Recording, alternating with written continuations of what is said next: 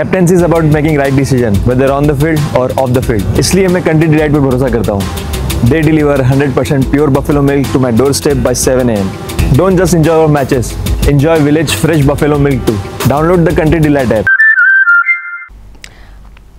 ప్రపంచ దేశాలన్నీ కూడా విక్టిమ్సే ఒక రకంగా టెర్రరిజానికి.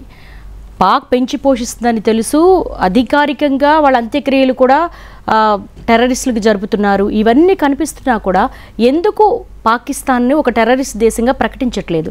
అమెరికా కావచ్చు, ఇటు చైనా కావచ్చు, వీళ్ళందరూ కూడా ఎందుకు ఇంత హిపోక్రసీ డిప్లొమసీతో మాట్లాడుతున్నారు? అంటే వాళ్ళ దృష్టిలో టెర్రరిజం కాదు, ఇది నేషనల్ ఇంట్రెస్ట్ల పేరిట, దేశ ప్రయోజనాల పేరిట తమ వ్యూహాత్మక ప్రయోజనాల కొరకు వివరిస్తారు.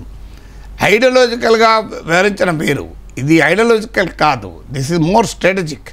చైనా సిద్ధాంతానికి పాకిస్తాన్ తీవ్రవాద సిద్ధాంతానికి ఏంటి పోలిక? ఆ మాటకైతే చైనా కూడా విక్టిమ్ ఆఫ్ ఇస్లామిక్ ఫండమెంటలిజం. తన జిన్జియాంగ్ ప్రావిన్స్లో యుగర్ ముస్లింల విషయంలో చైనా అనుసరిస్తుంది, చాలా కఠినంగా అనుసరిస్తున్నాం, అందులో చాలా విమర్శలు కూడా ఎదుర్కొంటాం చైనా. అందువల్ల చైనా ఇది విక్టిమ్. ఆ మాటకైతే అమెరికా అందరికన్నా విక్టిమ్ కదా. అసలు ఇంకా ఏ ప్రూఫ్ కావాలండి దేవి గారు మీకు?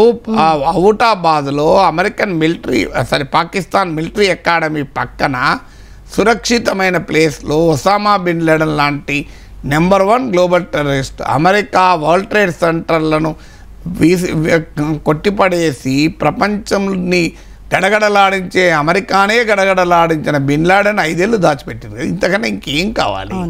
ఇంతకన్నా ఇంకేం ప్రూఫ్ కావాలి? మసూద్ అజర్, హఫీజ్ సయీద్ తర్వాత సంగతి.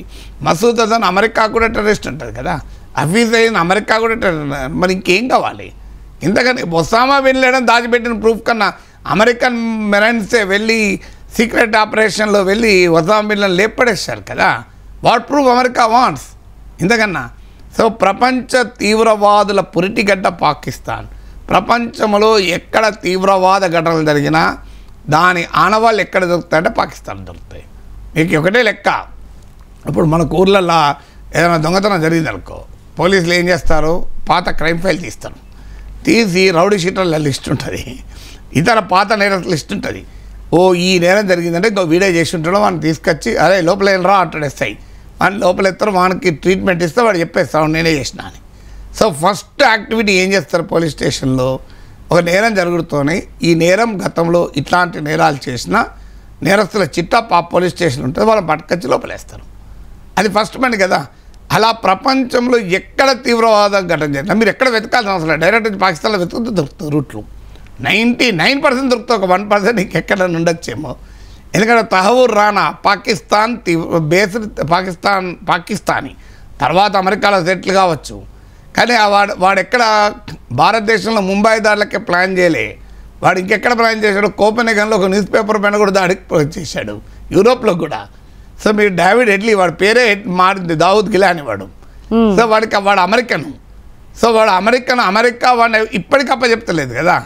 వాడు ముంబై దాడుల్లో ప్రధాన నిందితుడు. వాడికి సహకరించిన తహవూర్ రానాను 17 ఏళ్ళకి ఇచ్చారు, 17 years. ఇప్పటికే డేవిడ్ హెడ్లీ ఇస్తున్నాడు, ఇస్తలేరు. ఎందుకు? డేవిడ్ హెడ్లీ అమెరికా కూడా ఏజెంటు, లష్కర్ ఈ తోయిబాకి ఏజెంట్ కాదు, పాకిస్తాన్కే కాదు ఏజెంటు, వాడు అమెరికన్ సిఏ కూడా ఏజెంటు. అంటే ఇది కదా ఈ చరిత్ర. సో ఖలిస్తాన్ వాదులకి ఇలా కెనడాలో ఆశ్రయం ఇస్తలేరా?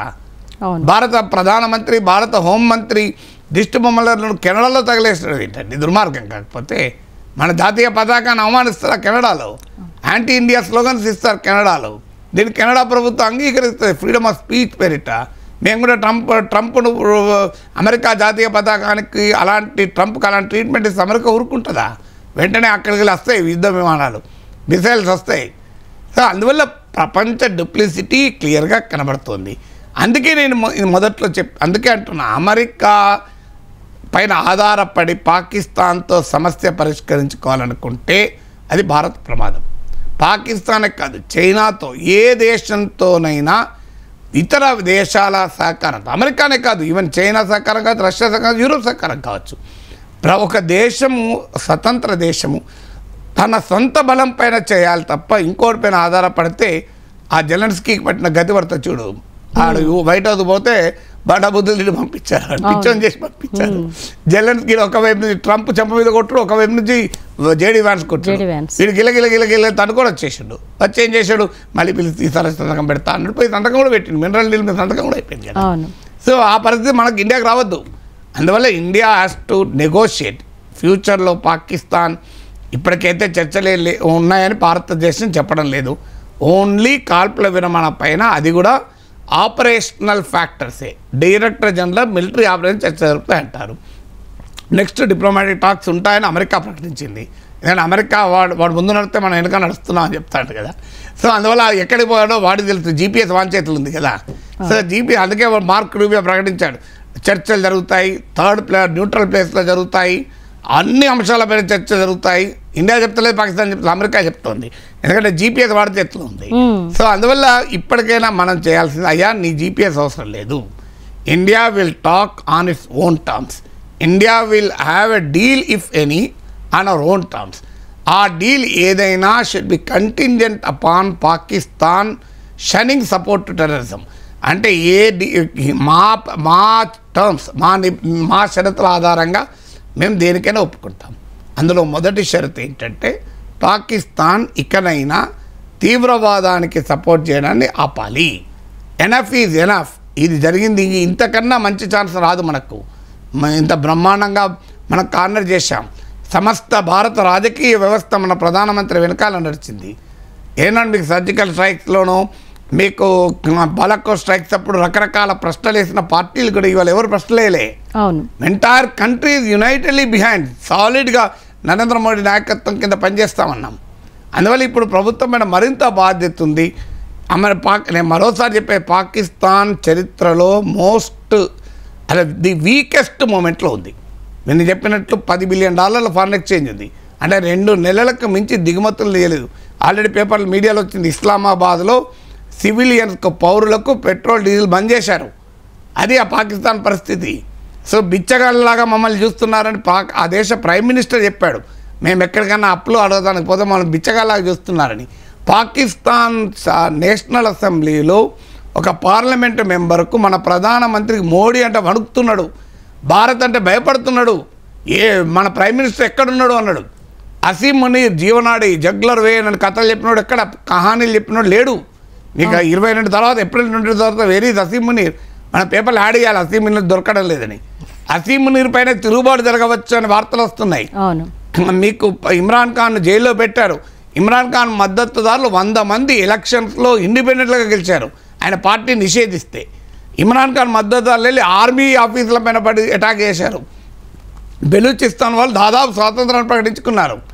ఇంత మంచి మూమెంట్ కదా. పాకిస్తాన్ నవనాడుల్ని బిగించాం, హస్తదిగ్బంధనం చేశాం, పాకిస్తాన్ లొంగిపోయే పరిస్థితి తీసుకొచ్చాం. 1971లో 90,000కు పైగా పాకిస్తానీ సోల్జర్స్ కాలబేరానికి వచ్చి ఇన్స్ట్రుమెంట్ ఆఫ్ సరెండర్ పైన సంతకం పెట్టారు.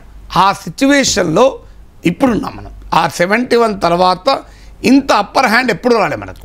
ప్రతి అడుగులో అప్పర్ హ్యాండ్. ఇంత డిమాండింగ్ సిచ్యువేషన్లోనే పిఓకే మీద ఆధిపత్యంగా విలీనంగా అడగచ్చా? అన్ని అంశాలు చర్చకు అది అంత ఈజీ కాదు. కానీ మనము let us not keep unreasonable demands. ఎందుకంటే భారత ప్రభుత్వాన్ని ఇరకాటంలో పెట్టడానికి, నరేంద్ర మోడీని పొలిటికల్గా బ్లేమ్ చేయడానికి ఉపయోగపడతాయి.